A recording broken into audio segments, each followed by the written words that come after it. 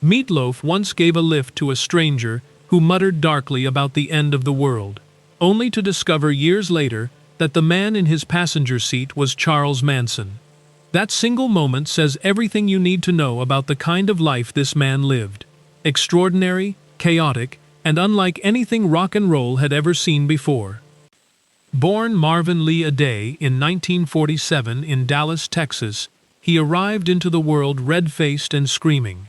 So red, in fact, that his father reportedly joked he looked like a cut of ground beef, and allegedly had hospital staff write "meat" on his name card. As the years passed and Marvin grew heavier, a classmate upgraded the nickname to Meat Loaf, and somehow, it stuck for life.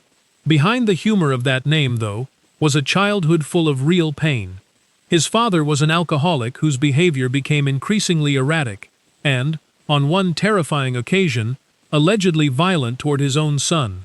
When Meat Loaf lost his mother to cancer at just 19, he used the inheritance she left him to escape, locking himself away in his own apartment for 3.5 months before a friend finally coaxed him back into the world. He needed a direction. He chose music. By 1968, he'd formed a band in Los Angeles, opened for Van Morrison, and started landing roles in theatrical productions, including the original LA cast of Hair and the first LA run of the Rocky Horror Show, where he played both Eddie and Dr. Scott. It was through theater that he met songwriter Jim Steinman, and together they cooked up something that no record label knew what to do with. Music too theatrical for rock, too rock for theater. Steve Popovich, the man behind careers like Bruce Springsteen's, finally took a chance on them in 1977. Bat Out of Hell was released, and the world slowly caught fire.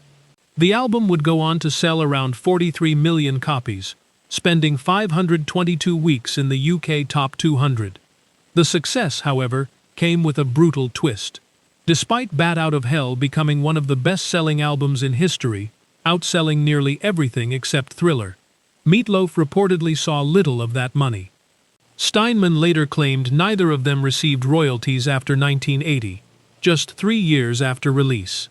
By 1983, Meat Loaf filed for bankruptcy, facing roughly 45 lawsuits totaling $80 million, and losing the rights to his own music in the process. It was a devastating fall. He rebuilt. A reconciliation with Steinman produced Bat Out of Hell 2, and with it came I'd Do Anything for Love, But I Won't Do That, a song that dominated charts worldwide and reminded everyone exactly what Meat Loaf was capable of.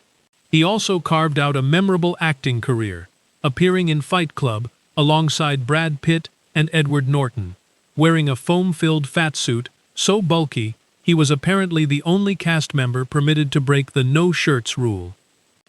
His body took a beating over the years.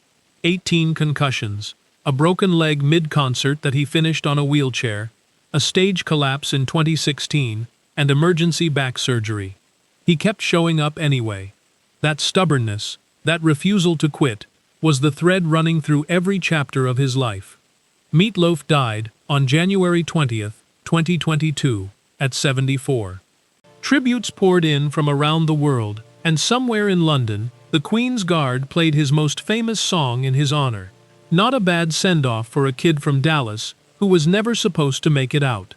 If this story moved you, hit like and subscribe. There are plenty more remarkable lives waiting to be told.